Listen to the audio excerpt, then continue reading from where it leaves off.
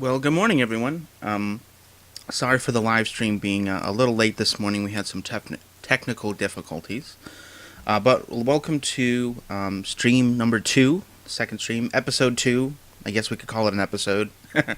So this is the second live stream for Rose Racer. Really quick before we jump into what we'll be working on today, I wanted to point out a couple things about where you can find and follow more about the game. So you can follow us here on Twitch, so like down at the bottom, you can follow us so that you'll know whenever we do these live streams. And we're planning on doing them 10 o'clock every Tuesday morning. It's 10 o'clock Eastern time. Hopefully we'll have all the technical difficulties sorted out for next week, so we will start on time. Cross fingers. And then the other places you can find us online for Rose Racer is on Twitter at Rose Racer Game, and then on Facebook at /Rose Racer Game. We try to post updates there pretty regularly, and we're going to be sharing a lot of concept art, screenshots from the game, things like that on those two social media platforms. And then you can find out some more information about the actual game at nacelgames.com/Rose Racer. And those are the places that you can follow us and keep up with the game. So if you can follow us on Twitter, like us on Facebook, and then down below the video stream, go ahead and follow us on Twitch as well. We'd really appreciate it. So what we're going to be working on today is, we're going to be working on making this track a little better. So if you were watching last week, you can see there's been a little bit of change to this. Let me go ahead and actually hook up my gamepad and we can do a little quick playthrough. So the biggest probably visual change between now and between this level that you're seeing now and last week is the fact that, hang on, I don't think my controller's, kind of need my controller plugged in. But the biggest change between, there we go. Alright, I still have to get used to this thing vibrates when you plug it in. I don't know why, it just started doing that. So this is a brand new gamepad. I had another one that didn't do that, and this one does. It's kind of weird. Anyways, back to the level. So if you're watching last week, we did the initial block out, or I did the initial block out for this level. This is going to be the kitchen racetrack.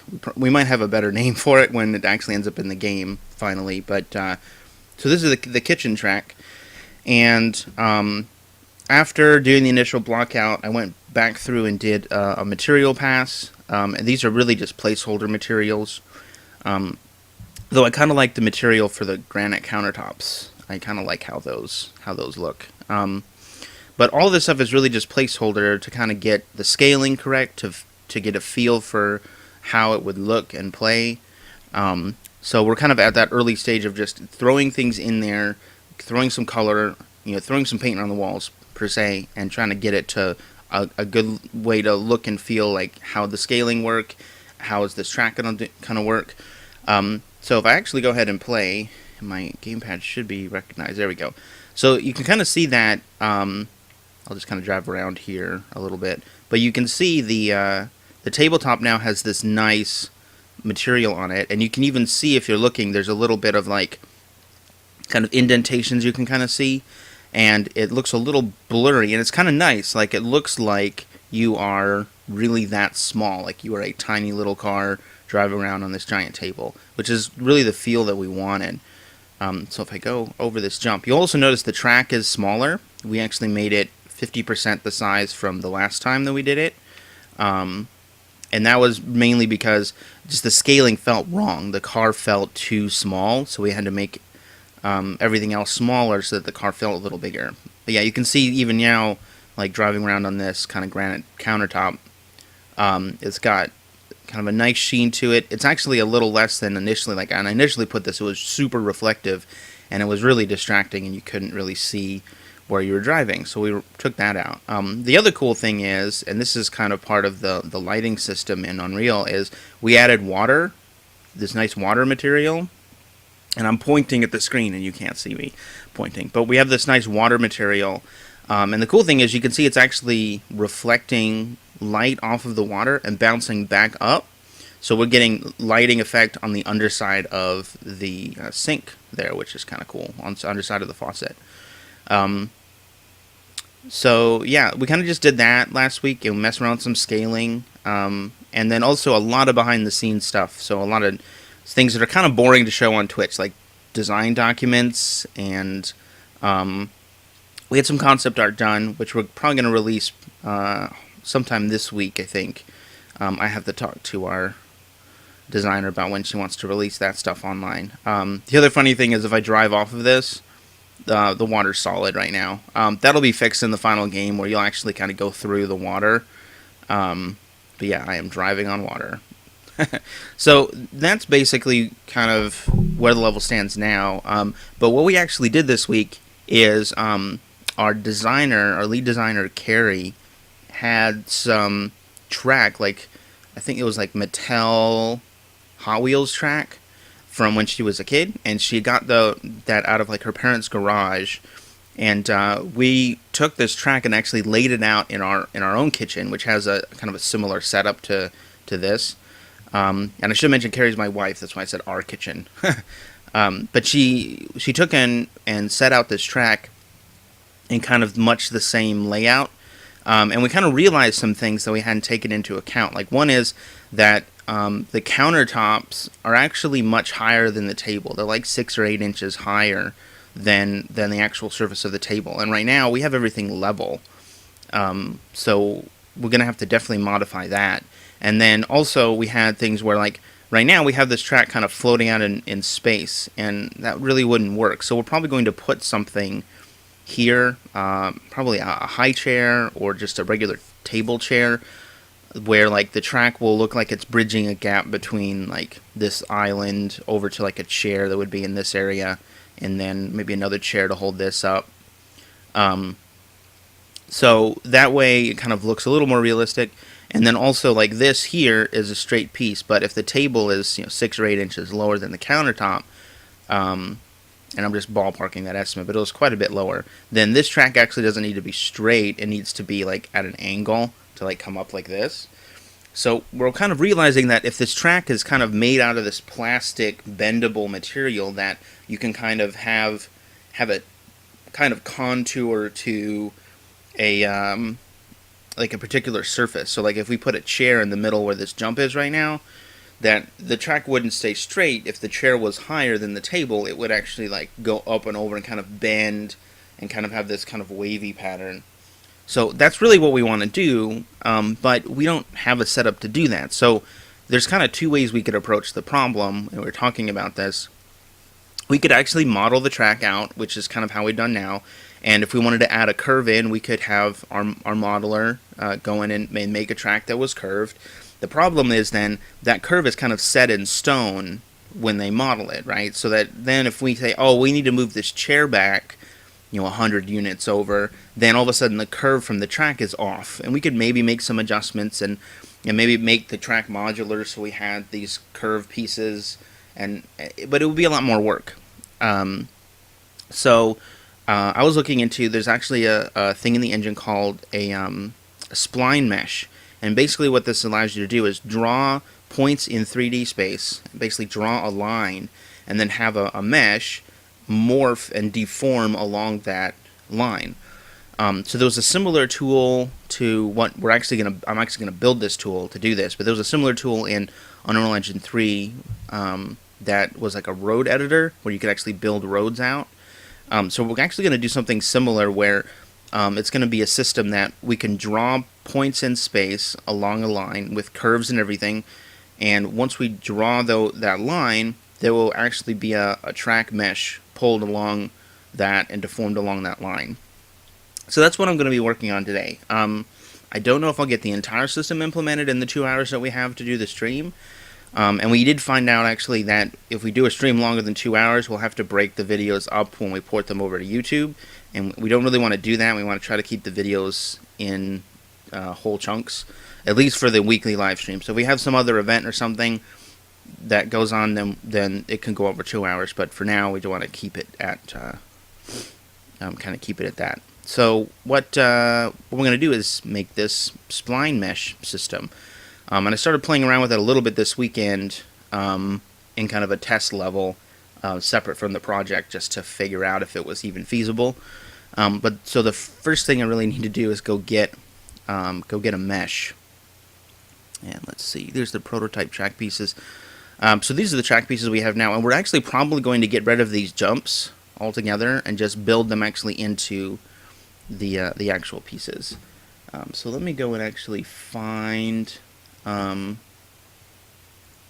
these pieces. I'm gonna go find where I actually saved this. And I'm gonna actually type a quick message in the chat.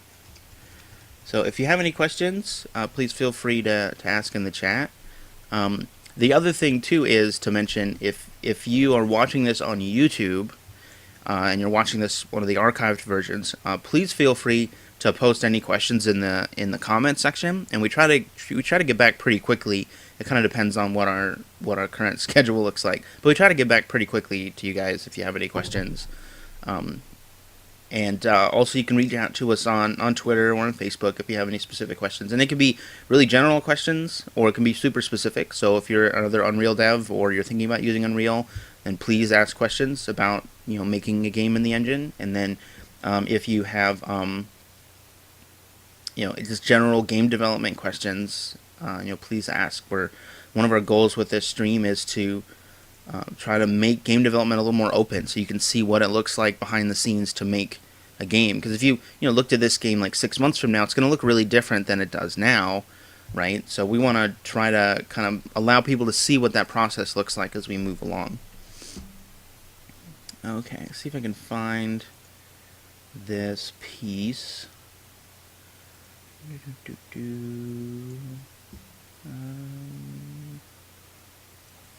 There it is. Proto-splinable track. And I don't think splinable is really a word, but we'll go with it. Okay, so I'm going to go ahead and import this. And let's see. I'm just pulling it off the screen because there's other prototype stuff in here that I don't want everybody to see. Okay, proto-splinable track. Okay. Alright, so those settings all look good. Excuse me. Yeah. Sorry, something in my throat. So I actually had some. Okay, come on, Evernote. Yeah, we go. I actually had some settings written down in Evernote from this weekend. And there we go. Okay, it was not responding for a second. So yeah, that's kind of another thing I guess I'll mention, like behind the scenes. I use Evernote a lot to write down a bunch of just notes. And I'm gonna go find them. I have hundreds of notes in here. Okay, here we go. Okay, so here's the track piece. It's super tiny, so I need to adjust its build scale, and I have to actually scale it up to 100, so it's nice and big. Okay, so that's the piece. This is actually super simple. If you go to the wireframe of this, you can I don't know if you can see this. It's kind of hard to see. I'll turn the wireframe off. So basically, this is each one of these long pieces is a single polygon. And we really did that because what we're going to be doing is stretching and moving this and bending it and doing a bunch of contortions to it. So basically what we're going to be doing with this spline system is between every single 2 points will be one of these meshes, except it'll be able to be like moved and contorted and bent. So we'll actually be building, like if someone was to actually like build a curve, for example, then someone doing the model would have a lot of different vertices along that curve, and each section would slightly bend to the left. So basically what we're going to do is that same thing, except that we're taking the single piece and saying, okay, we're going to replicate this single piece between each of these sections so that we're kind of moving this in a specific path. So we can actually build the mesh, quote unquote, inside the engine. It'll be a little less, what's the word I'm looking for? It'll be a little less, not performant, that's the wrong word, but it'll be a little more performance heavy, I guess you could say, than building a single mesh, because like if a single curve mesh had, 40 polygons, and this thing is probably around 10 or so. Let me, 1, 2, 3. Yeah, maybe about 10 to 12 polys, I think, something like that. Well, there's 24 triangles, so there you go. It's pretty low poly. We're basically going to take one of these and have like 10 of them for a curve. Then that's 240 triangles. So that would be probably about what you'd use for a curve. I'm not that good of a modeler, so I make do. But you can kind of see where we're going with the general idea with this. The other thing is, this is another trick I do. I love doing generate unique UVs inside the engine. So for something like this is only going to have a single color applied to it. There's not going to be a pattern on it, at least not initially. So it's perfectly cool to actually unwrap the model in the engine. So I actually just did a UV unwrap inside the engine, which is awesome. So I don't have to worry about actually taking the time, because I did model this in Maya, but I don't have to take the time to unwrap it in Maya. I can just unwrap it inside the engine. Now these unique UVs are really meant to do that so you can have lighting built off of that. So it wouldn't work for a super complicated mesh to unwrap it in the engine, but for something simple like this that's only going to have a diffuse color on it and nothing else, then it works. So we'll put the proto track material on here. Boom! Super yellow. Go ahead and save everything. And collision, that would be the only other thing. That's kind of the only big question mark for me right now, is the collision section. I'm not exactly sure if the spline meshes will actually I'm not sure if the spline meshes will also modify the collision. So I guess we'll see. I'm actually going to do auto-convex collision on this, and let me see if that's going to do what I want. It's not. Okay, let me get the UVs out of the way. Okay, so basically right now it's a box, which is bad, because I want cars to be able to drive along this and then bang into these sides. And right now they would be driving like on air if they went across this. So remove the collision, yes. The nice thing about this, though, is I can put box collider in here, and I can actually modify its height a little bit. So now, and this will be I think I've given this feedback before to Epic, is I really don't like the fact that there's not view controls in here. Like, I'm making collision here, and I can't really see if it's in the right position. So it would be awesome to have like ortho views inside of this, but there's not right now, so it's got to make do. So that looks about right. Let me go ahead and make this skinnier, because I don't really need it to be all the way to the side. Okay, that actually helps me a little bit to know, am I in the right, because you can see it's kind of like in a line here. So yeah, we can kind of see I'm not really where I want to be.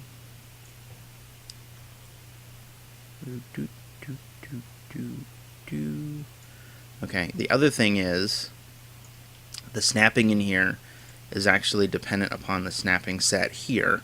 So let me actually pop this down to 1. And now this should...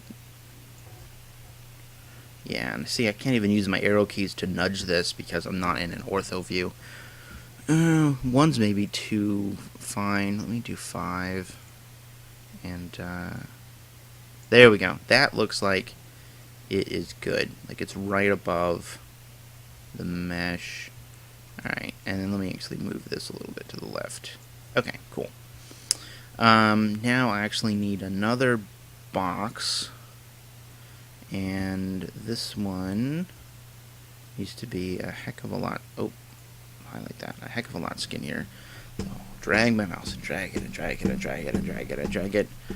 So basically, this one is going to be for the side here, and this one doesn't have to be as perfect, really.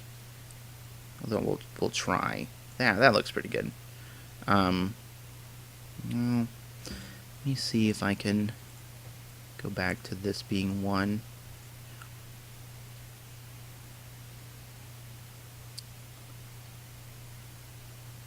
You know what? I think that'll be fine. Because you're gonna be flying so much on this. Like, I think that it'll be fine to be that close, but not. Well, you know what? I'm a perfectionist, so we'll do that.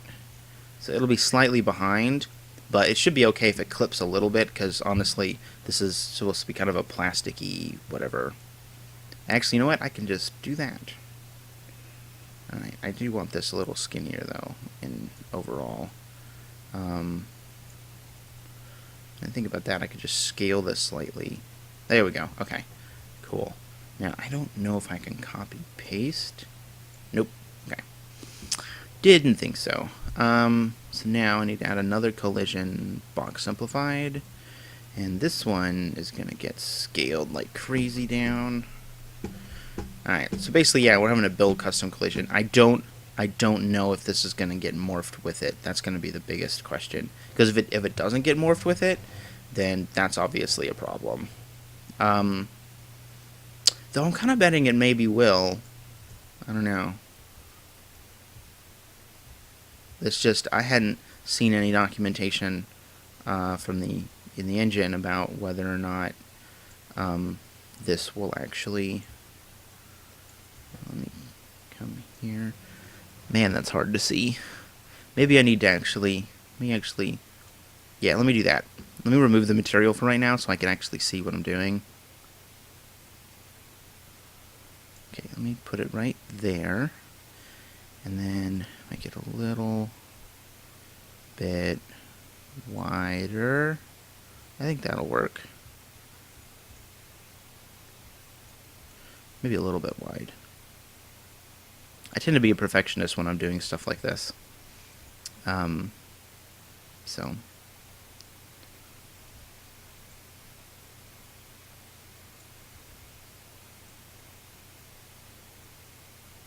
Okay. That should be good. Alright, so let's save that. And actually, just for kicks... well, hang on. I've got to go back and do the material again. Just for kicks, I'm going to drag one of these down into the level. And that looks about the same. I may need to scale that up a little more, actually, because I want it to be roughly this size. So let me actually go scale this up to maybe 120. Oh wait, I was doing like 12,000 in X. That would be huge. Alright, so 120, and that looks a little better. Probably still more. Let's bump it up to 150.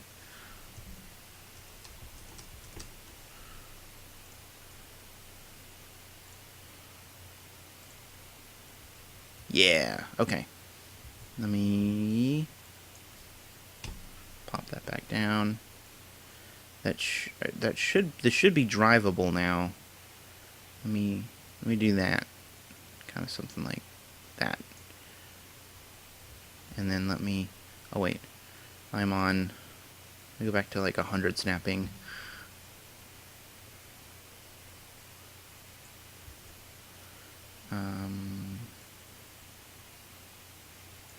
And also these are exactly measured, they're exactly 2,400 units. Well, they were, actually, take that back. They were 2,400 units at 100. I'm not sure what they are now. So that may or may not matter depending on how we have to do the spline stuff. So that looks pretty good. Yeah. And then you can run into the side. And that looks pretty good. This will give you like 3 car widths across. I think that'll be good. I think 3 car widths will be fine for the track. I mean, like the like Mattel. Oop, I can't get back. Like the Mattel track stuff that you get with like the toy cars. It's like 1 car wide, but obviously we want people to be able to pass each other when they're. Let me try that. We want people to be able to pass each other when they're, you know, doing stuff. Oop. Okay, let me stop before they run off the end. Okay. Yeah, so this looks good. We'll do that. Because I can kind of smash into the side. That's the other thing we were concerned with, was this was more Rainbow Road than we wanted it to be. In terms of, like, you know, the other track, you can just fall right off. And, you know, that might be fun in some instances. Like, we may make a track that's got stuff like that. But, you know, being able to be, like, nudged off the side, it can not be fun, you know. Because there's some people that really, really love Rainbow Road on Mario Kart, but then there's people that don't like it at all because you can fall off. Though I will say I have mixed feelings about the newest Rainbow Road for Mario Kart 8. I have kind of mixed feelings on that. It's not my favorite Rainbow Road. I'm trying to think now. What is my favorite Rainbow Road? Let's see. I wanna say the Rainbow Road on Mario Kart 7 was a point A to point B race, so like it wasn't a looped race, which I didn't like because they kind of, I guess, broke mold. I really, really like the Super Mario Kart, the original Rainbow Road. It's pretty awesome, I have to say. Now I gotta think about this. I seem to recall maybe liking the Double Dash Rainbow Road, the Mario Kart Double Dash, the one that was on the GameCube. But I haven't played Double Dash in such a long time. I will say that that's my favorite Mario Kart, though, which might be controversial to say that Double Dash is my favorite Mario Kart. Probably my next favorite one is 8, and then, well, no one can beat Super. Like the original one, you can't beat that one because it's the original classic. But then after the original one, it's Double Dash, then 8. And I really like 8 because of like the gravity stuff on the tracks, and that's really cool. But yeah, I just don't as much as I like Double Dash, and it's really from a design perspective that you had 2 drivers, like a driver and a passenger on each cart, and then the local multiplayer stuff on that was so much fun because you could double up on a cart. So I remember playing with my sisters, and like one of us would be driving, the other person would be on the back, and then we'd have to switch back and forth. That was a lot of fun. Like I really, really enjoyed that. And that was probably the only Mario Kart that I really, really played a local multiplayer a lot.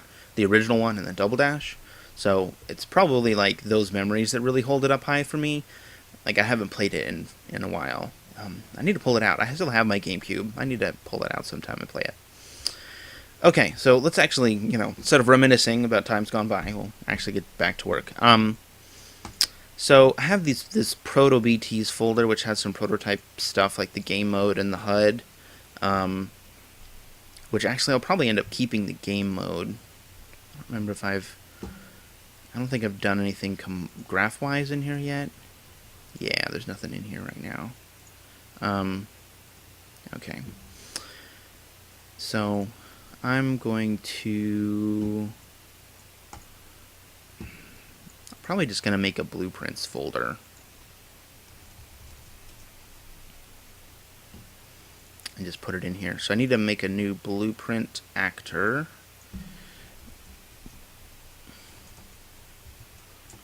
And we'll just call it splinable track. Just do that. So, and of course question mark because I haven't marked it for add for our source control. Which means I need to actually save and check out the map track too. So I always figured to check stuff out but it doesn't matter too much since I'm the only programmer on the project. But it's still a good habit to be in. Okay, let's see. Go ahead and open this blueprint. And let's see. All the stuff we're going to be doing is actually in the construction script, because we're going to be building this like during the level. And let me do this. I'm just going to go ahead and drag this in.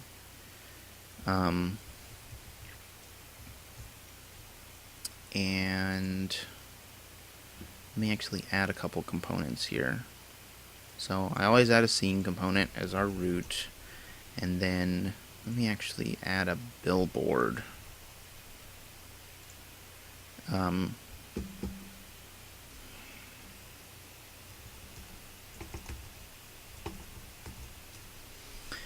the only reason I'm adding a billboard, and actually I'm going to mark this whole thing to be static, because the track is not going to be movable.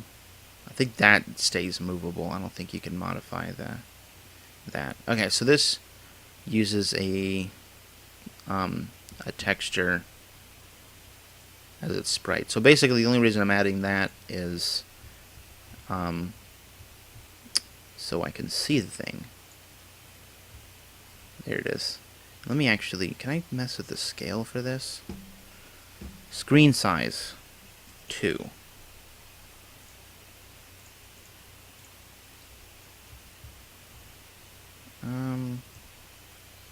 That didn't really do anything, it looked like.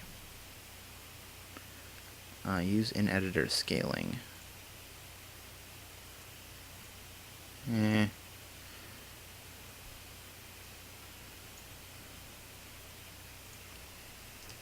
make it 50. See if that actually does anything. Nope. Okay. Well, oh well. Ooh, is screen size scaled? There we go. That's what I want.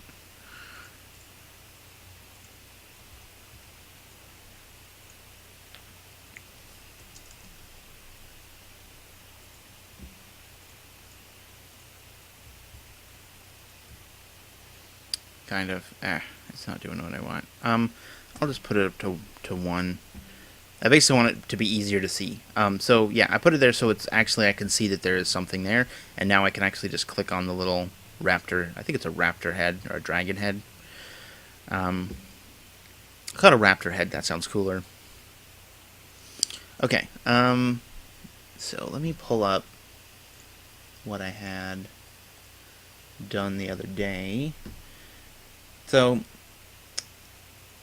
when I'm making blueprints, I end up making stuff, like, I kind of have a process. Like, if I'm experimenting with a system that I may or may not put in a game, I usually will make a standalone project that has, like, no starter content in it, and just import 1 or 2 little things, make 1 or 2 blueprints, and kind of just mess around with some kind of system. And if I kind of get it to a point where it's kind of a proof of concept, then I will move all that stuff over into the game project. So I ended up doing this yesterday. So this is kind of basically what we're going to be doing. Is there's a spline mesh, and I had to label these because they're the variable names didn't really say what they were specifically. So I have a spline mesh and a spline, and then basically what you're doing is setting the spline mesh's start and end points for at each of these indices for the spline points. So basically this allows you to kind of move this spline around, and the spline mesh will follow it. So that's kind of what we're doing. Sorry, I thought my cat was in here. So yeah, this is kind of what we'll be doing. So yeah, but I take screenshots like this of node networks. So I had an idea for a tool to make this a little easier to share node network stuff, but I haven't had time to really mess around with doing that, unfortunately. Oh, and of course, I've got to scale this down because my secondary monitor is a lot smaller resolution than my primary monitor. So stuff that's like itsy bitsy, like you can see how small this window is now. As everything minimizes. Yeah, so pull some of this stuff back up. Like the chat. I need that up. Yeah, so. Okay. So yeah, I've got weird scaling going on because I'm using a Retina MacBook to do development, and Windows doesn't like scaling, but UE4 runs better on Windows, so trade-offs.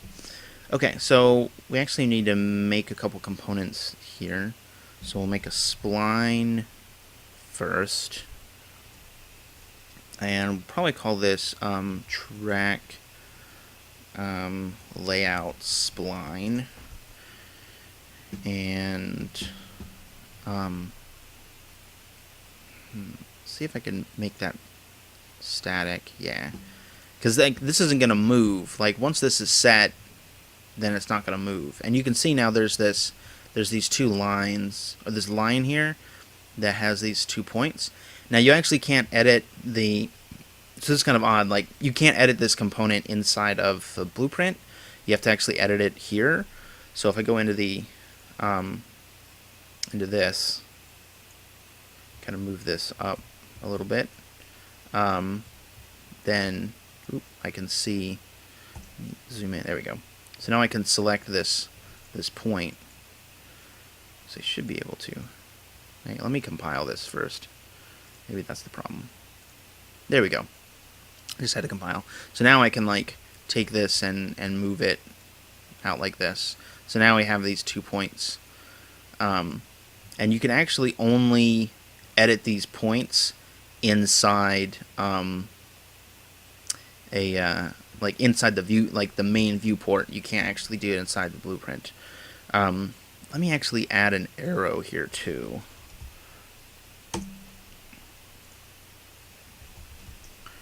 That way I kind of know what way is forward. And I'm going to go ahead and make this white.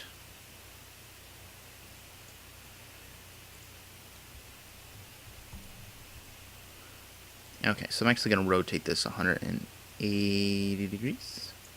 And actually, you know what? The arrow might actually be a better way to see this than the billboard. So I'm actually going to delete the billboard. Because the arrow, I know we can scale that up. So like I can scale this up to like 20. And that looks ridiculously big, but and actually that is pretty ridiculously big. Maybe 10. 20 might be a little much. Actually, I'm just going to do it 5. That's fine. There we go, that's better. So now I can actually see this arrow here, and I can click on the arrow. Okay, so next thing is, can I change the order of these? No. Oh well, it doesn't really matter. That arrow, I think the arrow is always movable, but it's not rendered in the game, so it shouldn't matter. The next thing is another spline, but a spline mesh. Track spline mesh. Okay, so we need to set its static mesh to this proto splinable mesh. Cool, it's working. Alright, so compiling shaders, save. Okay, so now you can start to see what this will do. Now this isn't linked up right now, but basically you can see there's a starting point here, which this mesh is kind of on top of, right here. And then there's a endpoint. So if we go into this spline mesh, there's all of these starting and ending positions, and basically what we're going to do is link them up together so that we are actually doing some cool stuff. So let me get the spline mesh and we can save this stuff, and then let me get the actual track layout spline. Okay, and then I need to, from the spline mesh, set start and end. And then from the track layout spline, there's a get local location and tangent at point. Oop. Okay.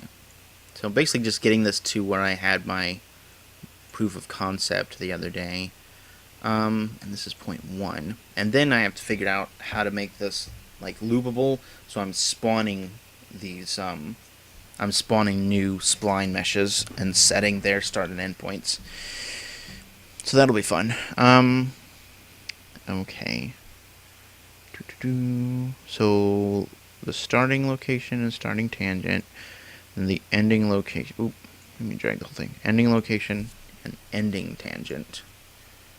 Compile and save. Aha! So now you can start seeing why this is cool. So it looks like any other piece, but if I click on this endpoint, I can now do this number. And you can see now I can start editing this mesh. It's like I can pull both these and I can kind of put it around. I can make it super long, like this. So let me actually test this really quick to make sure that this is working. So let's make a jump. And kind of do that number. Alright, let's test this and see if this even works. So this is where I'm wanting to make this happen. I'm wanting to okay, hopefully this collision works. I'm really hoping this collision works. Nope. I went right through it. That's funny. Okay, now how to fix the collision. I don't even know if that's going to work.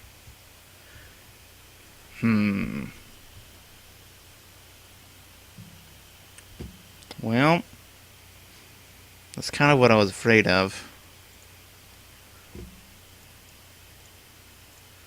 Off to the answer hub.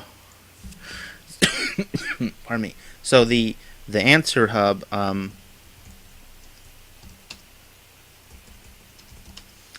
basically what the answer hub is it is a website you go to that Epic actually runs, and you can ask questions of other developers and search for answers.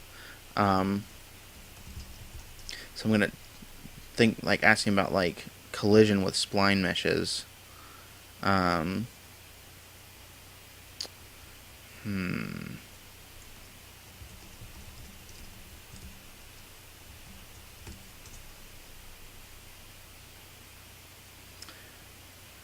Let me see. There's kind of two ways I'm thinking of approaching this. Like,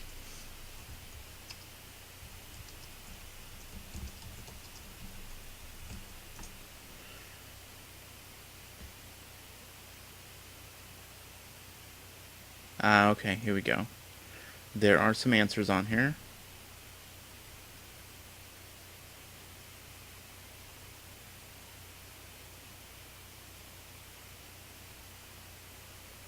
Let me read this.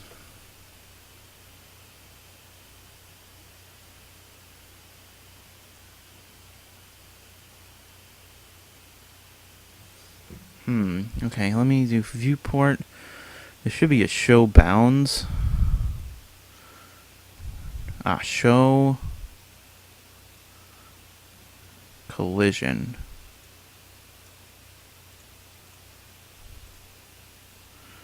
Let me see if I can go into wireframe.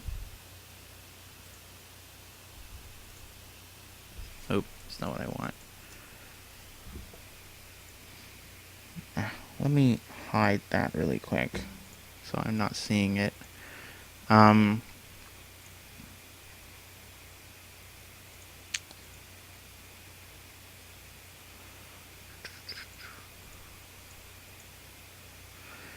Yeah, it's not saying that there's collision on this.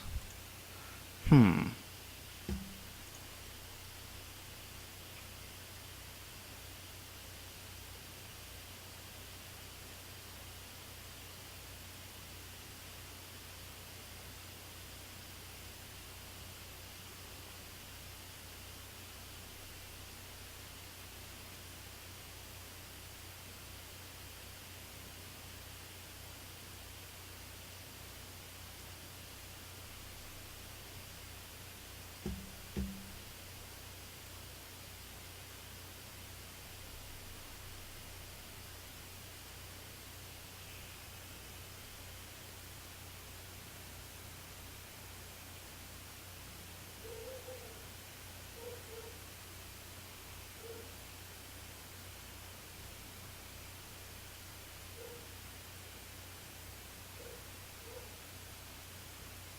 Hmm.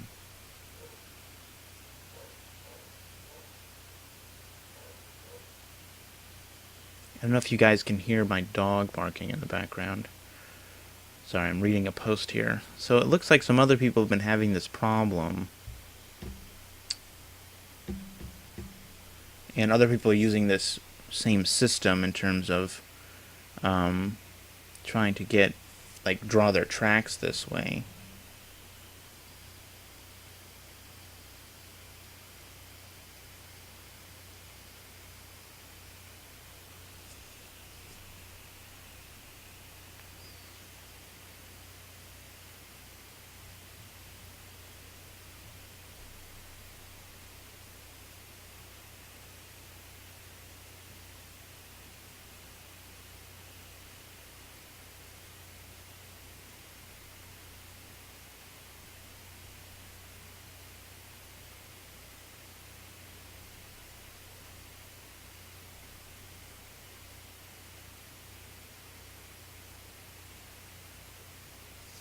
Hmm.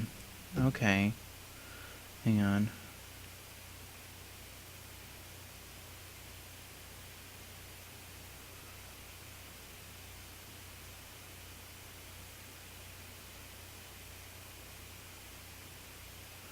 It might be something with the car settings.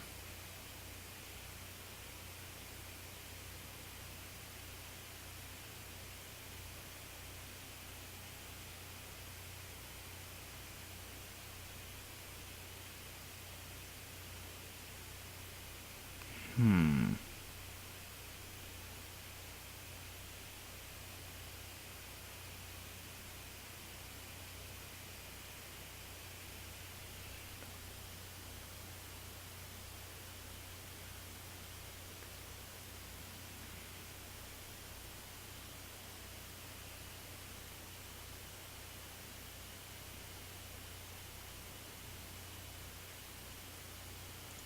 Well...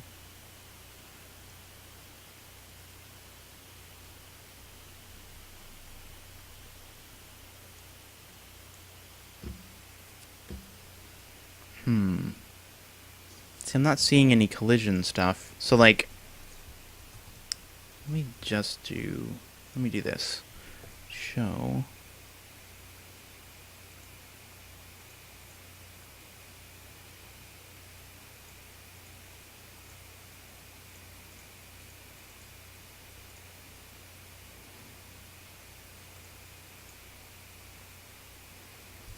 I'm just telling it to show collision.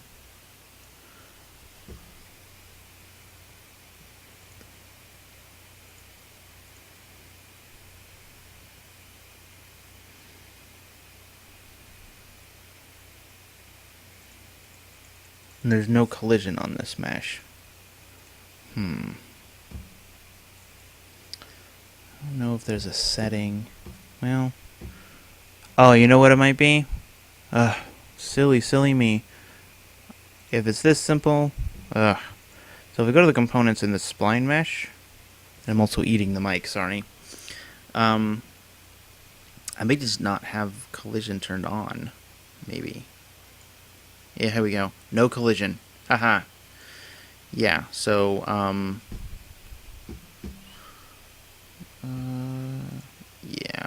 block all. Compile, save. Something super simple like that. Yeah, okay, here we go. We can see.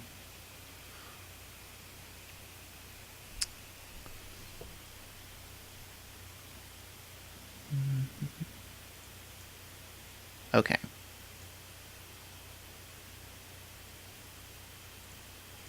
It does look like it's deforming the collision correctly. Cool. Alright, let's not show collision, show VSP, and go back to lit mode, and let's play now.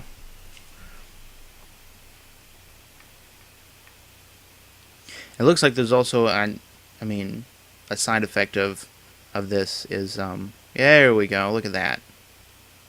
Am I gonna make it? Nope. All right. So that's working. That's cool. So a side effect of that little adventure though is I did find out that hit events are actually not enabled by default for your vehicle.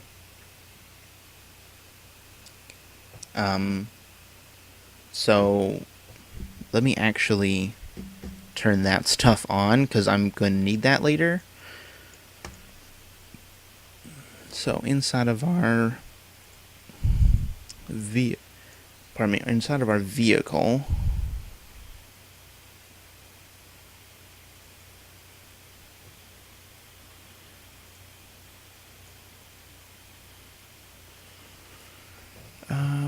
let's see.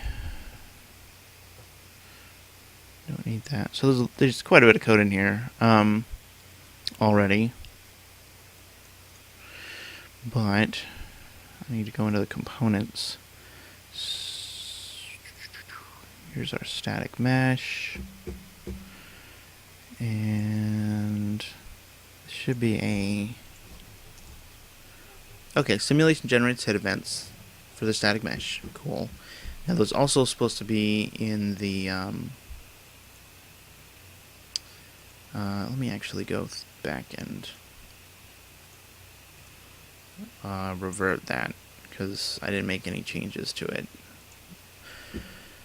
So reverting, for anybody who's watching that may not know, reverting is where you so reverting is where basically I'm taking what was modified and changing it back to an old version or the previous checked-in version from source control. There's no reason in checking in anything that's marked as modified that I didn't actually make changes to. I moved a node around, but that doesn't really matter. Okay, where is our... okay, maybe in skeletal mesh. Yeah, here we go. Skeleton physics asset. Here we go. So I don't really care about the wheels generating hit events, but I do for the box. Yeah, here we go. Generate hit events for that. Okay, these are already generating hit events, but that... okay, that was odd. Yeah, so the box is now, and so are these. Cool.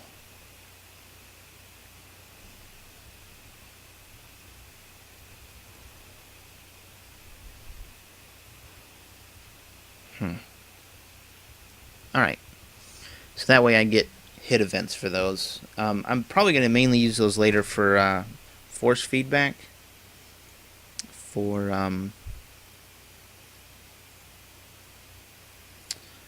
the controller, so we can get some rumble going in there.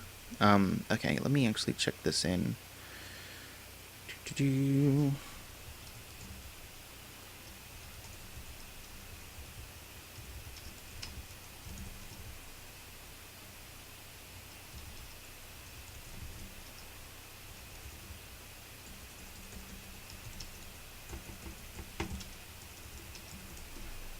Okay, so check that into source control, so it's saved. Cool deal. And let's see. Next up, is, okay, so we have this generating like a single track piece here, but I want to be able to add more. So like what I want to be able to do is do this and say, well, now I think it's control drag, or is it alt drag? Alt drag, there we go. So now I want to be able to say, okay, I want another thing here, and now I have another line, and then say, well, let's do another one over here, and then let's do kind of another one over here, and kind of rotate this so it kind of does that number. Like I want to be able to say I want a piece, I want a track piece between each of these. So basically I need a loop that's going to go and loop through here. So probably a for each loop, I would guess. So let me break this, which is going to completely break this. The other thing is I need to know, okay, so we have the spline and we have this mesh. I need to be able to actually generate more meshes. That's going to be the first trick. So, okay. Here we go. Add spline mesh component. Okay, we want that.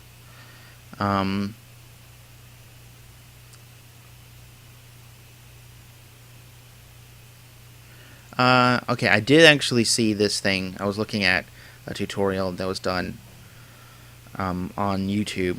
Manual attachment definitely needs to be checked, and that's because basically we're going to be going off of the transform of the spline, not the transform of the root.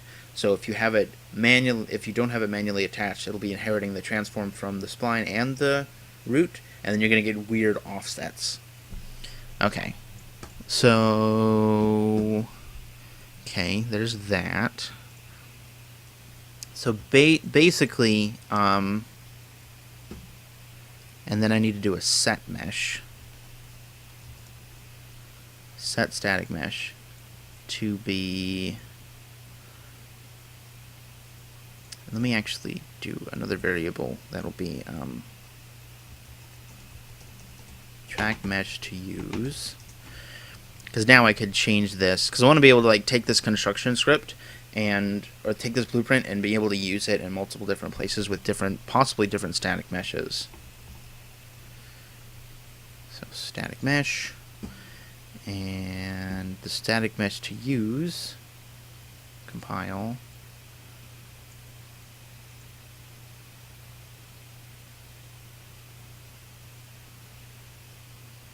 Oh, I don't, wait. Static mesh. That was weird. Okay. It was showing the details for another thing down here. So it's going to be that. Compile, save. Okay, so there's that part of it that's going to set this. And then I'm going to want to say to break that. And it's going to want to, we're going to want to do this, and with that, but the start and end are going to be, okay, so let me actually drag out a for each loop, and I need an array to iterate over, so I need to get this track layout spline, and this track layout spline is, can I get the length? No, point. Get the number of points that make up this spline. So okay, let me actually do a for loop and not a for each, because a for loop doesn't need an array as an input. Okay. So the first index is going to be 0, and the last index is going to be, well, hang on, this minus 1, actually. And the reason it's that minus 1 is we're going to start at 0, but when you're counting, like if, let's say there's 10 of these, like if there's 10 spline points, then, or here, I'll just show. So like right now we have 5 spline points. There's 1, 2, 3, 4, 5. So we actually want to iterate through these, but the spline points are numbered with a 0-based numbering system, so it would actually start as 0, 1, 2, 3, 4. So if we tried to access spline point number 5, it doesn't actually exist, because that would mean we'd have a 6th one. So we need to basically minus 1 from the length, and that is our last index. And then basically what we're going to do is set the initial point at the current index, and then set the next point at that index minus, or wait, that index plus 1.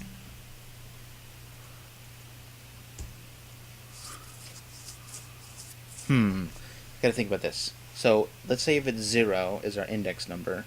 So at 0 we want 0 and 1. But then at 1 we want 1 and 2, and 2, 2 and 3, 3, 3 and 4, 4, 4 and 5. But then at 5, so we actually need to check this number before we do this. Let me move this stuff back over this way. So we actually need to check this number and only do this if we're not at the last index number, because we can't spawn one at the end because it wouldn't have an end point to go to. So we're gonna need so we need to check if the index number is greater than or equal to this length, the total length, not the length minus 1, but the actual length. So like basically if we only had like 3 in there, we want 0 to 1 and 1 to 2, but then if it gets to 3, like if it gets to 2, right? Or actually, hang on. I want it off of this, actually. So we're going to say we want the loop to run 3 times. So for 0 and 1 and 2, right? So if it's at 2, though, we don't want to spawn another one because that's the end point. Branch off of that, and I'll clean this up in a second. So that, if this is true, then we want to run that. So that should work. Maybe. Okay, it does appear to be working, kind of. There's our mesh over there. Okay, so, oh, our relative transforms. We haven't done that yet. Okay, so that's the next part. We're almost there. We're close. We are close. So now we need our transforms. So we need to actually take this, the spline again. We need to get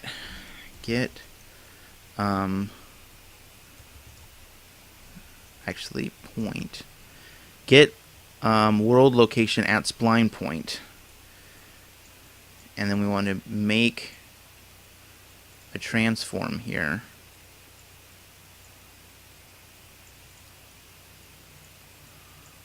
And it needs to be at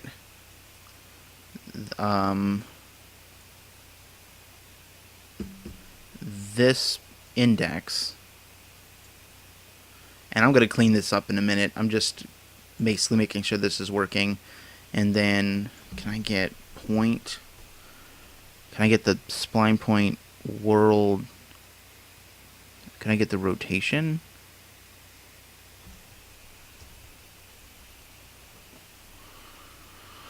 I don't think I can get the rotation. Let's just get world location. So, I guess...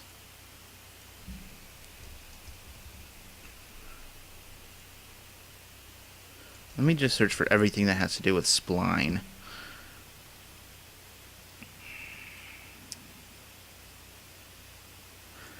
Get world rotation at distance along spline. World tangent. Get world rotation. Given a distance along the spline, length of the spline, return to rotation corresponding to the pline's position and direction there.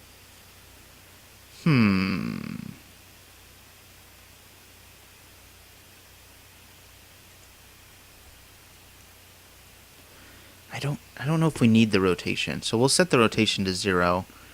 Because I don't imagine the track being... well, maybe it'll be banked. I don't know. Let's try this. Compile, save.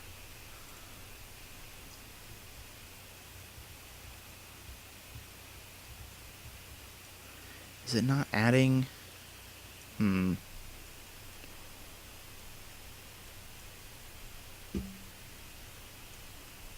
Okay, wait. I want to add it.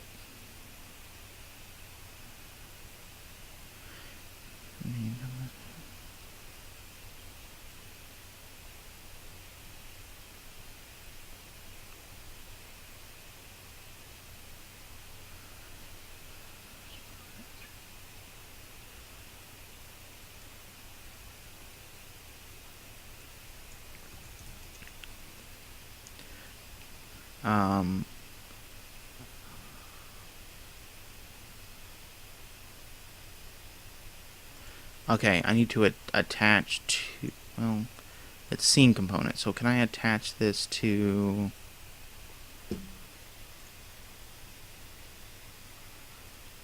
snap to target, and can I set it to attach it to the root? And then maybe I need to do that.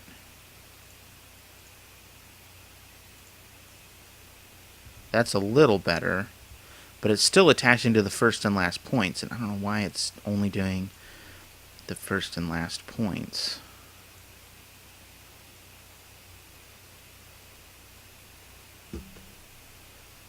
Oh, okay. Here we go. That's what it was.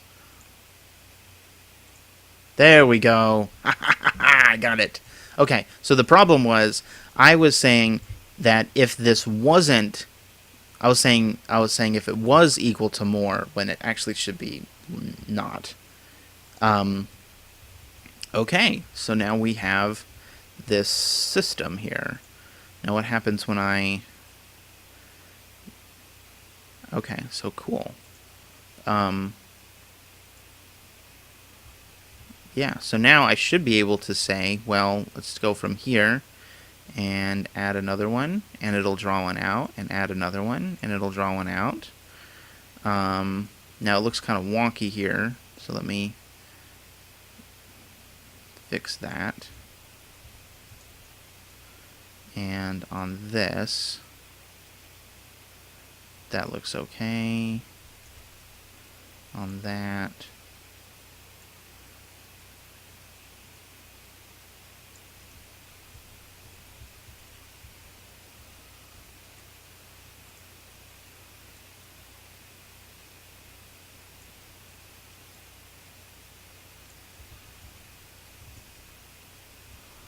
so we have a generating track. Alright, let's save and let's play.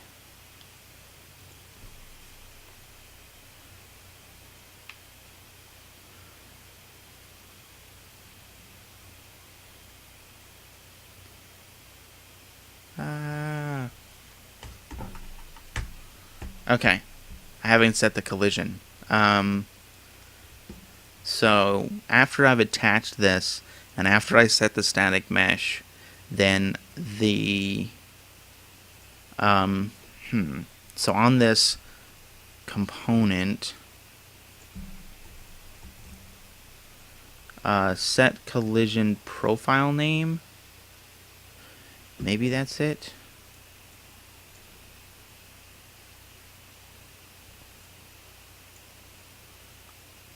And the collision profile name, I believe, is... So actually, I don't need this spline mesh because it's not being used.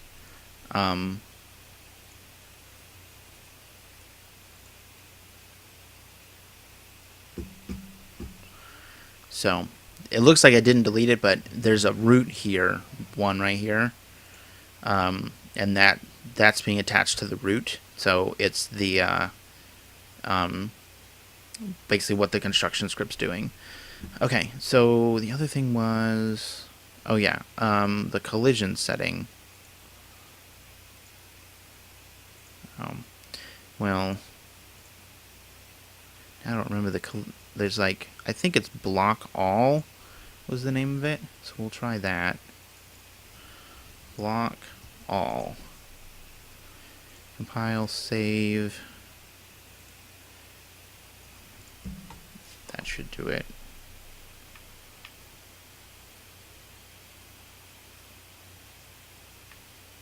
Maybe? Nope. Okay.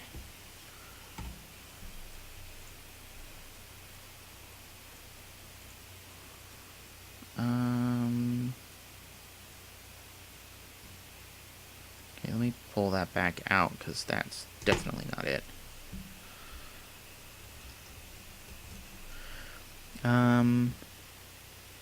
Set actor and allows enablement to do collision for the whole actor. Control what kind of collision is able for this body. Set collision enabled. There we go. That's what I want. Collision enabled. Maybe that's it. I should be able to just target this component to say I want the collision to be enabled. So I want it to put it in the middle here.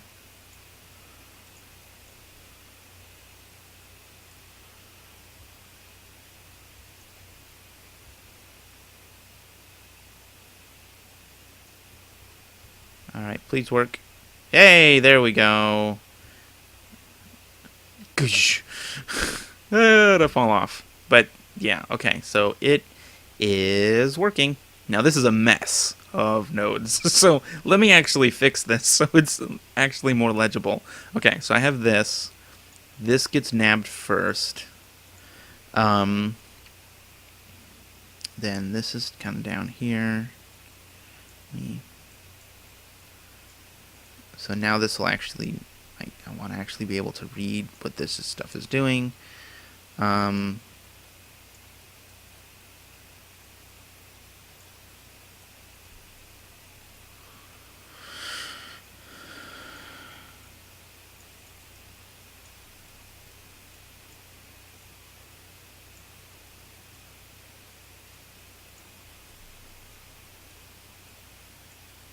You know, it might be better to pull a sequence off of this.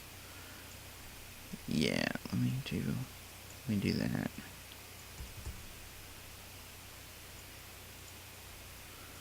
So it does this one, then I need to do that one. Then I need to do that one.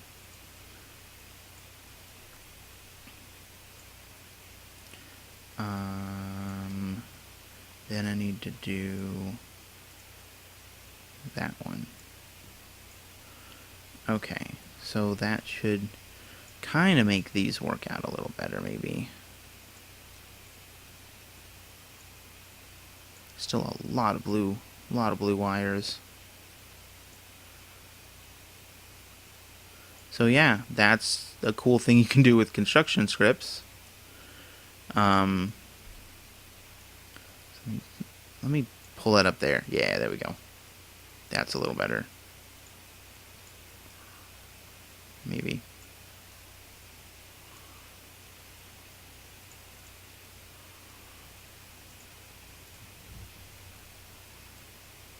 Sweet. Okay, so now I'm gonna just comment all of this.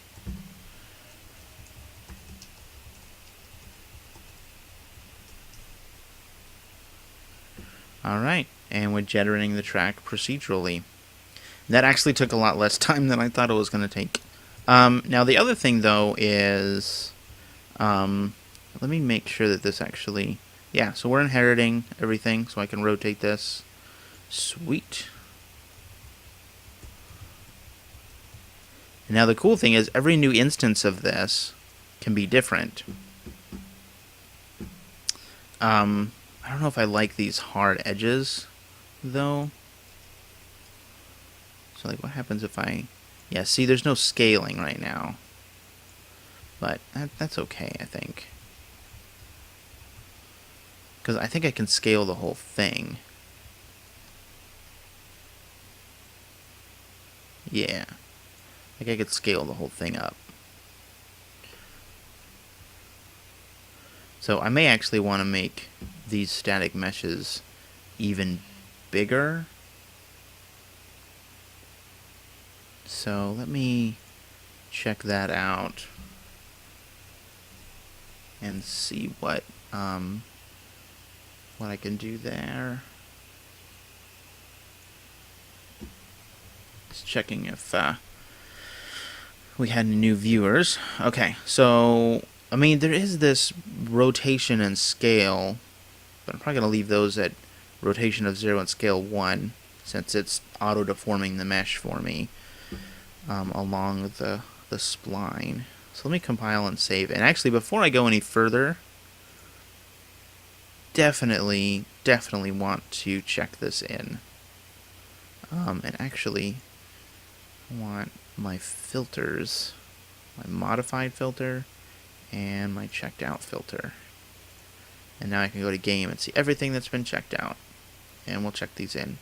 Let's see, what did I do? Imported new track mesh for use in splinable.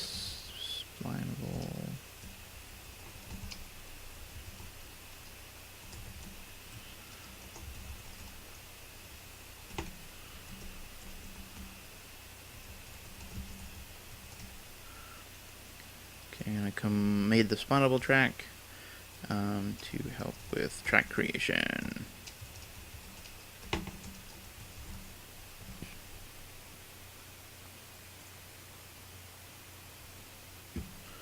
Okay, so now basically, uncheck. Yeah, okay. Basically now we've made this track system, right? But this is a pretty low res track. And what I mean by that is there's not a lot of points. So if I were to actually make like a real track, I'd probably make a lot of points that I could kind of make something that was smoother. So let's do that. So I'm actually going to delete that. Oh, and I turned off my sky sphere. Oop, let me turn that back on. So I'm going to delete that because that's not actually doing what I want it to do. So let's see. I think the first thing I really need to do, and this is going to completely break things, but that's okay, is the start line stuff and the table. Oh, wait, highlight all this stuff. No, not everything. So all of this and that, and I'm actually going to move it down quite a bit.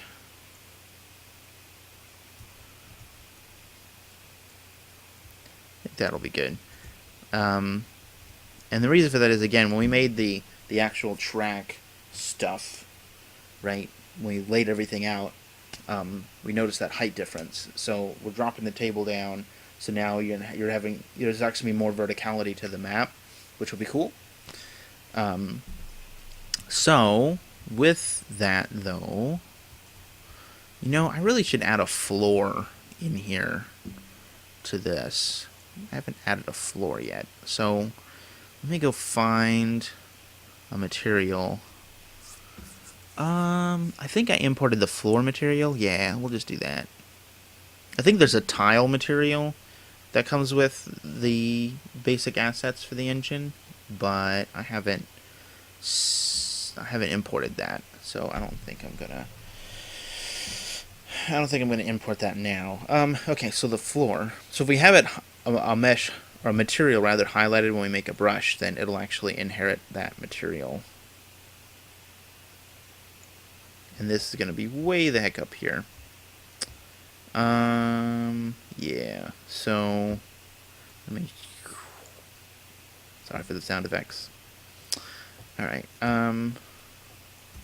focus selected, and we need to, I'm just going to scale this. I'm not going to worry about actually pulling it anywhere. Okay, so I kind of pull this into the middle here, and then get the scale and just like, yeah. Huge floor. There we go. That's a little bit, and I'll make it a little taller. Alright, cool. Now though, I need to make it so that it's actually like on top of, like underneath things. So let me look in here. There we go. So now we have a floor. And it's pretty big, but at least now I kind of have a, a way to kind of look at stuff and be like, okay, that's where the floor is. That table still looks like it's going to be super tall, so I'm actually going to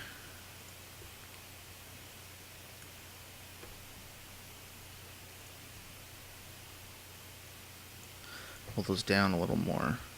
And I'm seeing other stuff floating up here. What is this? Oh, that would be my reflection capture. Go ahead and pull that down.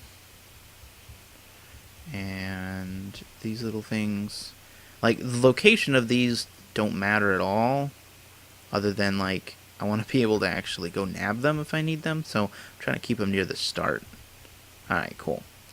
So obviously there's a huge gap now along this, so we want to make a new track. So I'm actually going to get rid of this stuff.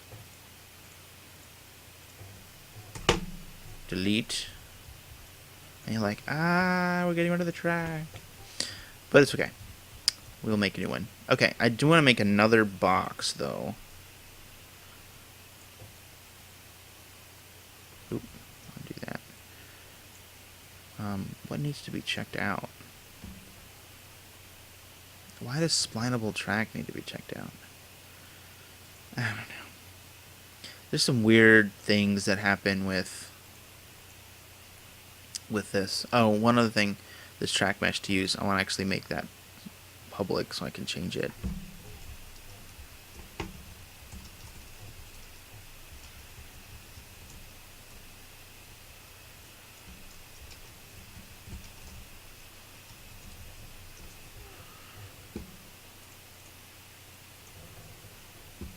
Okay. I actually did make some changes to it, so it's fine to check it now. Okay, so I have this thing, and I am going to make it a lot bigger. But I don't want to actually just scale this, because I'm probably going to actually add a... I'm going to actually add a... Oop.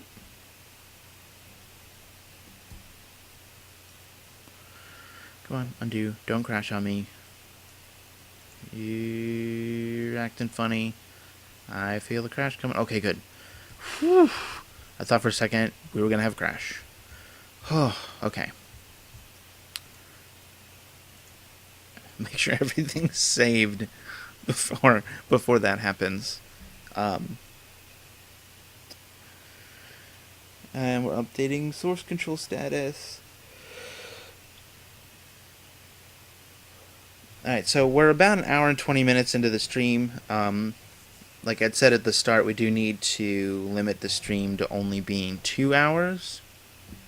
So we'll probably get done with making what I'm making now and adding a new track piece in, and then we'll kind of test out what that track piece looks like and how it'll run with everything, and that will probably be the end of the stream. So while I'm kind of highlighting this stuff, basically what I'm making here is going to be a chair back, or a chair. I'm trying to make it kind of realistic relative size. So yeah, this is going to be a chair that the track that I'm going to lay here will actually be built over. And kind of the general idea being that this track, the chair was moved to the specific location of this track, to where this track is, so that the track could actually be move this kind of up like this. That Might be a little high, maybe about there. Because basically what we want is like the track to kind of go up to this and then up again, and kind of look like it's supporting it. Okay, so that's good. Now, just for kicks, I'm going to make this look a little more chair-like.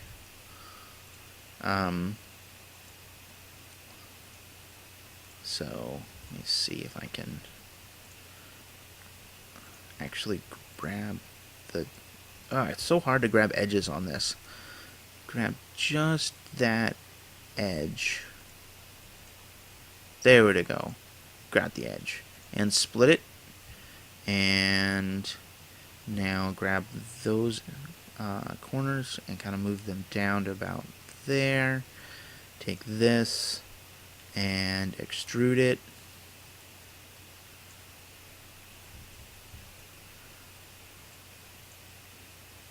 There we go. Oh, I don't want to extrude again. Crap. Undo. Gotta wait while it undoes. Actually, I could have left that because I want to put legs on it. And we have a crash. Go ahead and submit that crash report. And we'll open this back up. Oh, of course we have a launcher update. Fun. So, let me go find the project file here. We'll wait for the launcher to finish updating. So, yeah, fun stuff. So I'll take this time to, again, remind everybody, it would be a huge help to us if you could, well, first of all, just share the stream. Let other people that you know about it, so we can make sure that as many people as possible are viewing this to know about the game and then be able to learn some things about game design and game development in general, and making a game. And then also, if you could follow us down below, follow us here on Twitch so that you'll know when we go live.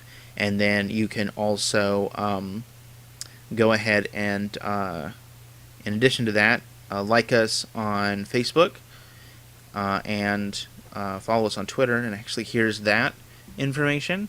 I'll kind of zoom in a little bit so you can see. So basically, at Rose Racer Game on Twitter, and then /Rose Racer Game on Facebook. And the game's website is nacellegames.com/Rose Racer.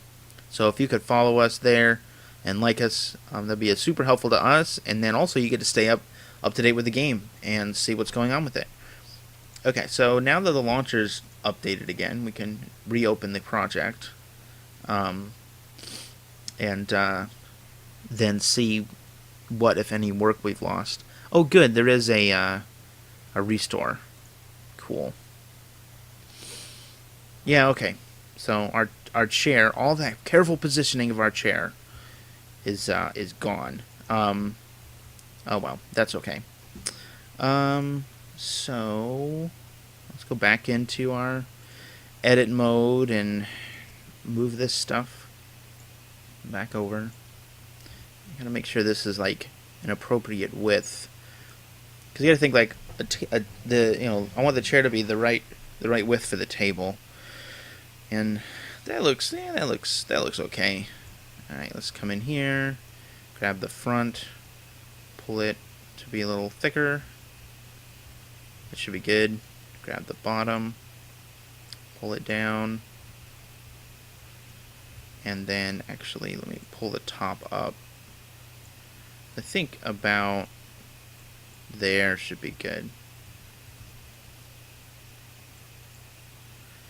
So, and I don't know if it matters a lot, but we are under the grid level. I might want to actually pull that up. That way we're dealing with positive float values for positioning and not negative. So I may actually move everything up in a minute. Okay, that looks good. And then we need to grab just this edge. There we go. Split it. And now grab all these and down to maybe about there. Grab this, extrude, pull out, go back to edit, and just keep pulling this out like that. And there's actually not a material on this now, but I'll put a material on. There we go. That looks roughly chair-like, right? And again, just for kicks, I'm gonna split this. And oop, I only want those. Move these kind of up here, and then take this edge and split it.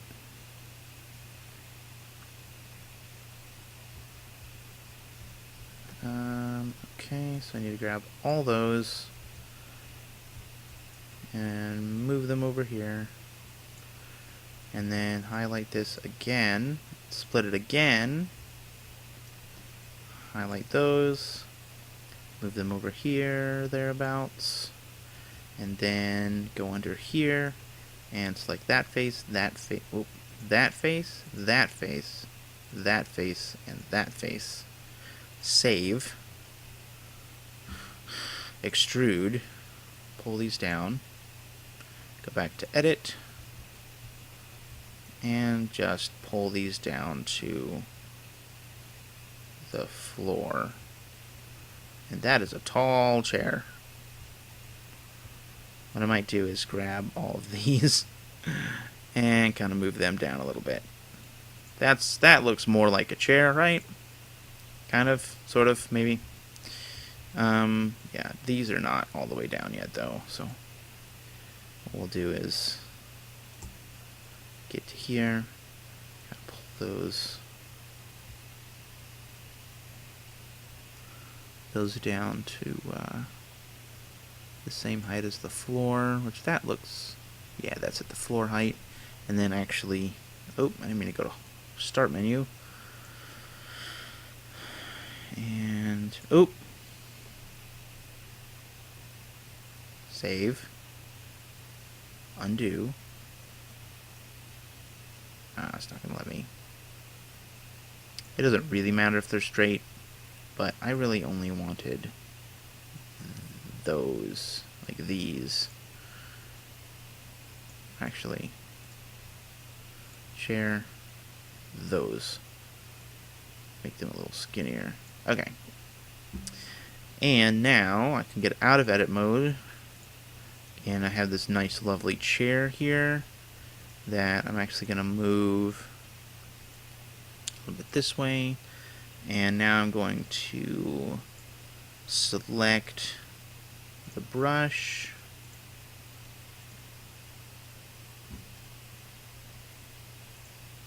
Alright, so the whole brush is selected. And let's go find a nice material to plop on here. We'll go ahead and make it a wooden chair. Makes sense, right? And then the scaling needs to be a lot higher. Yeah, not quite there. Maybe 64. Yeah, that's a little better. And then I'm actually going to do an alignment. We'll do alignment surface box. And then apply this back up to 64. Okay, cool. That's our chair. And save. And I'm actually going to play to see what this kind of looks like. Sweet. So now we have this chair, and eventually this is probably gonna, I'm pointing at the screen again.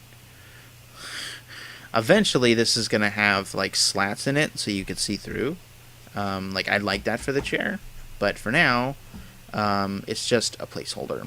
Okay, so now we get to do the fun part and see if I can squeeze in the time remaining to well, actually first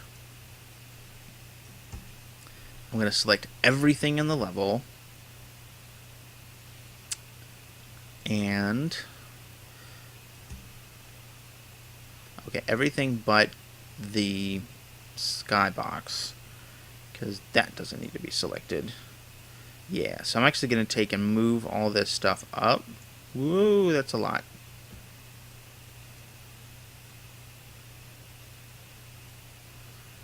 It's kind of being a little twitchy. There we go. Alright.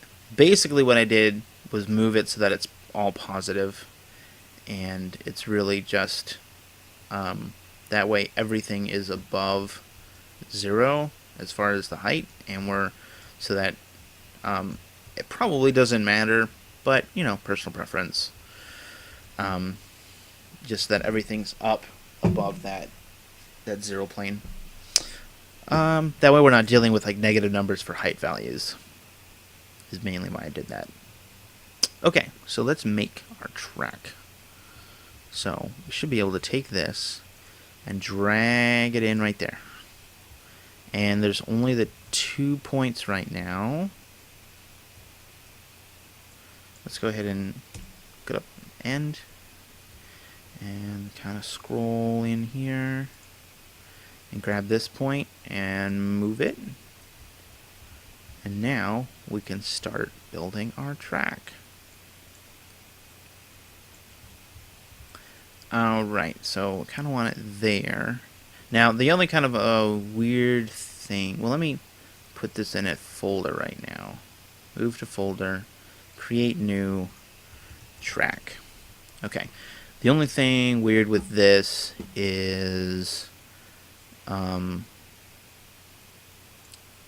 Alright, when you move the whole thing, like, the blueprint itself has a root, and then the splines have their positions.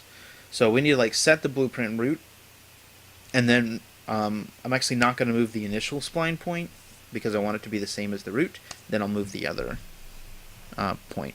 But if I go, and the weird thing is, if I go and select like this node here, then I want to move the whole blueprint, I've got to deselect the blueprint and reselect it to get access to it.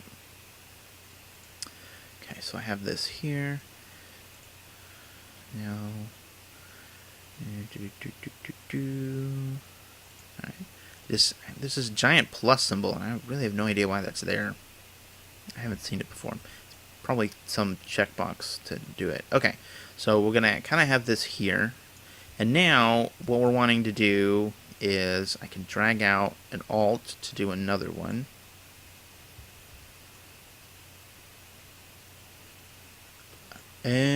Wait, why did I do that? Oh, I had the wrong one selected. That's what it was. Wait, why is it? Okay, that was a little weird. Okay, well let me do this then. If it's like if you're having to like drag backwards off of it, that's weird. But hey, you live and learn. All right, so I'm actually going to take this, and this is going to be our end point. And I want the end point to be over here. You know, I was talking about this the other day. This is like how I like to model. This is how I like to model. I like to... Ooh, I wonder if I can... Nope. Undo. Okay. I hit the end key to see if it would actually move this node down to the floor. Or down to this surface, but I moved it all the way down to the floor, which is not what I want, so...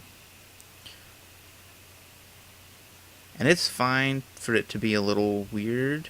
Now the other thing is, like, the entrance and exits to these will probably actually make, like, a ramp that, and actually I could use the blue ramp to do that. I'll probably just do that for now. But we'll probably make a nice, like, entry ramp piece so that you can, like basically get from a flat surface up onto this. Now when you go off, it's okay if you kind of drop off. Like, I'm not really worried about that. But yeah, so I'm trying to need this to be less than 100 for this though. And let me go and see where, I think that's the level there. So I kind of want it to be like there. Alright, cool.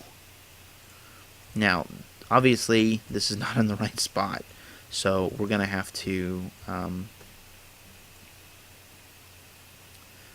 kind of take this like this. And I'm actually going to try to make this pretty high res. So if I kind of do like that number,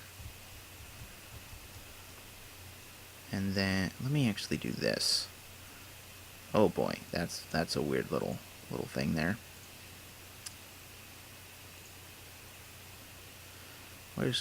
Here's the top. Yeah, let me do this. This will be a little easier. Kind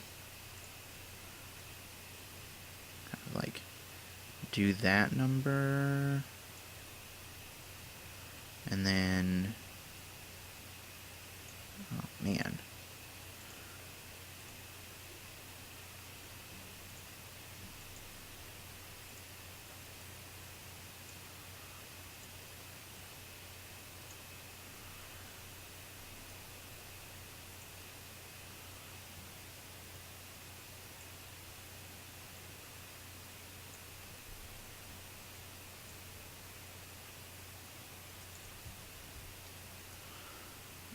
Okay.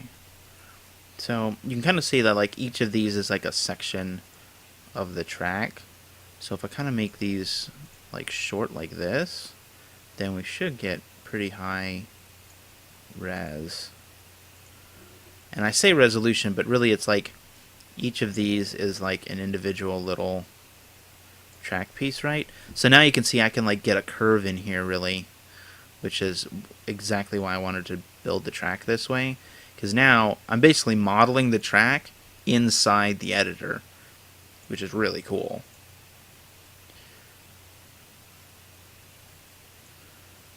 So see, now I can kind of have it like this.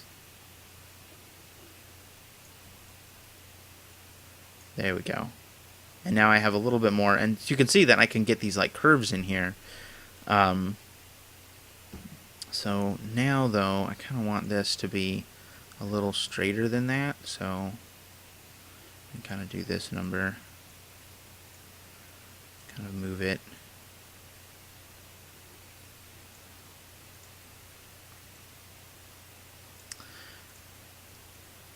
But yeah, this is how I approach modeling.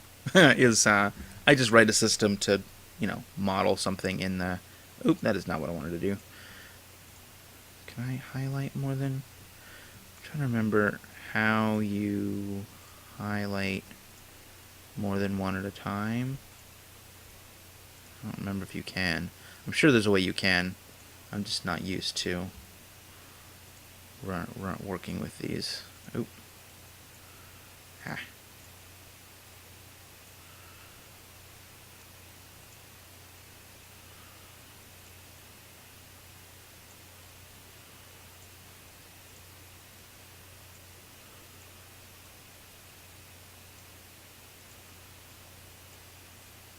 Now the other thing to note is every time I move one of these points, every time I'm actually doing that, the script, that construction script in the blueprint is firing.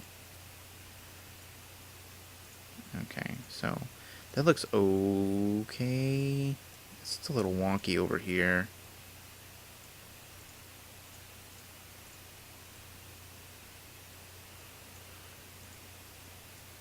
I may end up changing this entirely, but we've got to start somewhere. Alright, here we go.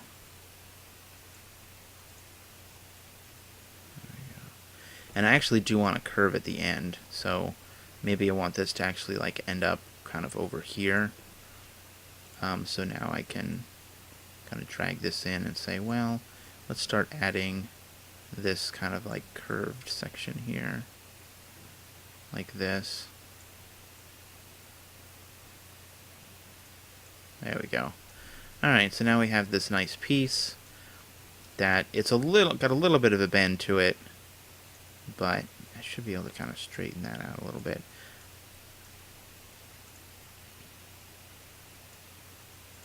So modeling in Unreal Engine 4 with splines. Alright, so now we've got that laid out. Yeah, then we have this issue. Look at this. Oh man. Oh man. So now we've got to go in our side view and say, well, Now what we need to do is start to slowly drag these up.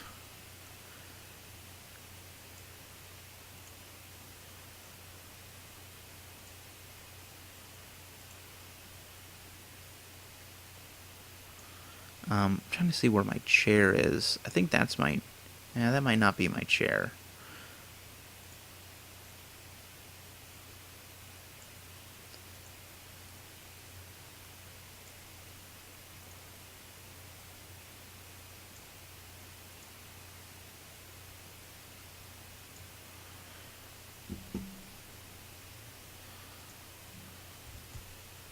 That's a little closer. Look at that.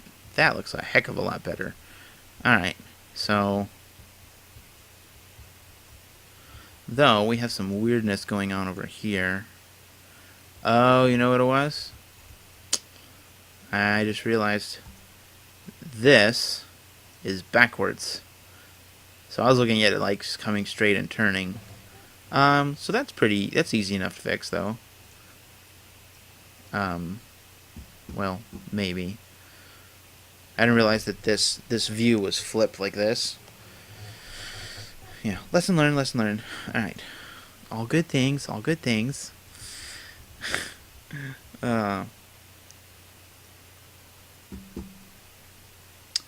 Props if you know where that quote's from. Okay, let me do this. I wonder if I can... Aha, I can delete. Cool.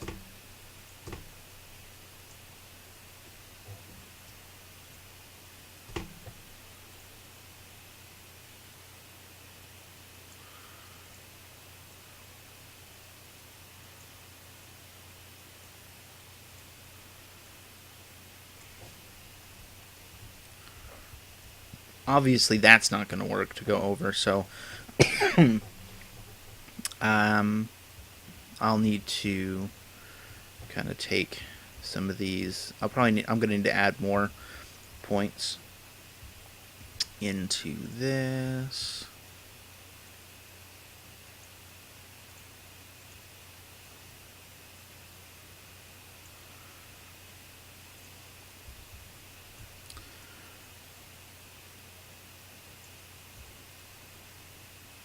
Okay.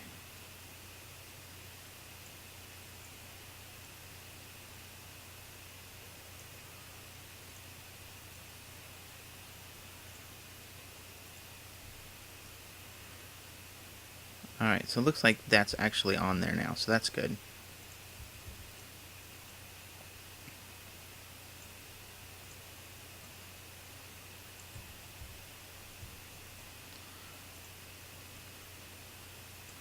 And the really cool thing will be, like, once we kind of have this at a point that we kind of like where the layout is, then it's really just a matter of, like, making sure that these points are where we want them, and then we can actually go in and add more points even to get a nicer curve out of this. So like if I wanted this to be a little shallower of a curve up, and honestly I think I do want it to be shallower, what I might do is take this top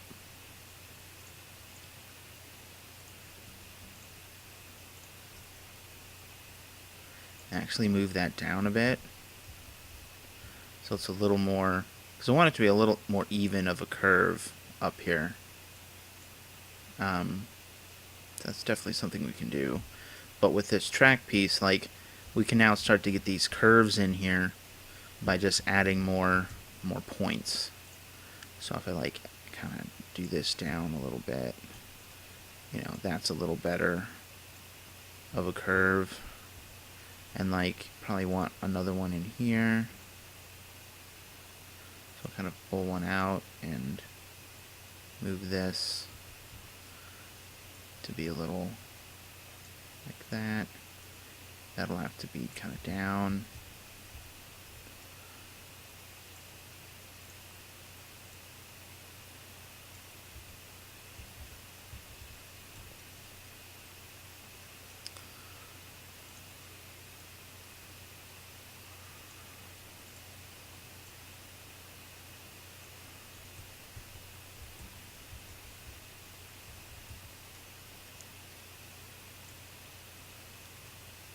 Let's go ahead and get this actually down to where it needs to be.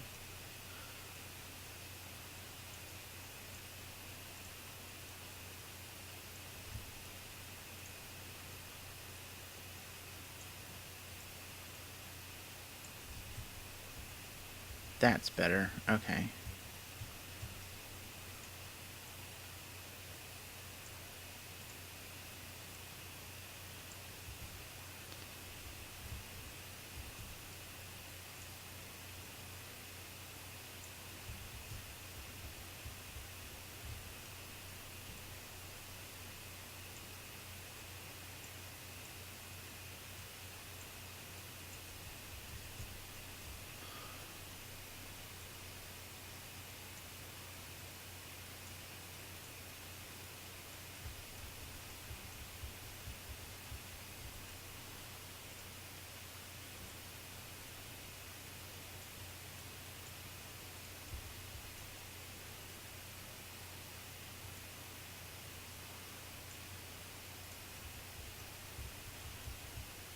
Okay, gotta straighten this up a little bit.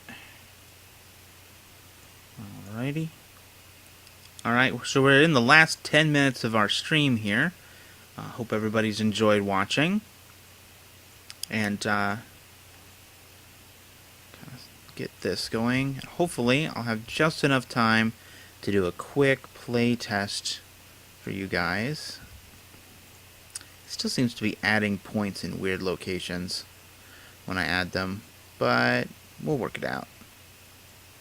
So now I can kind of say, like, well, I want a point in there, and then, oh, take this point, add it.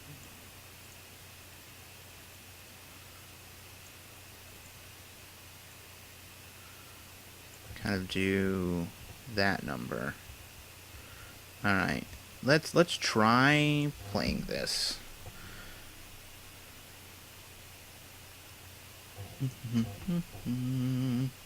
Okay, it's trying to play. There we go. Alright. So we'll play in here. And now, well, it looks like I missed part of the moving the chair up. Ooh, that's a problem. Okay, so first test is not successful, but that's okay. So we can actually pull this down a little bit. So it's kind of like that. And again, we'll probably have a ramp in here when we get the final track pieces in, but this will work for now, especially since you can kind of like see through it. Yeah, here we go. Look at this. This is fantastic.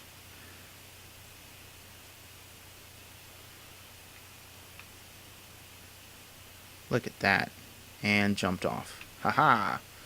So yeah, that gotta wrap up the live stream here. But yeah, so that's going to be our system for making all of the tracks. Is going to be basically this same thing, and take this point and drop it down. There we go. And that'll be our system for making the rest of the tracks. So we're going to continue to like refine how many points are in this, so that it's, like I said, a little more high resolution. Because if you were comparing this to a model, this is a relatively low poly model, right? Spin out.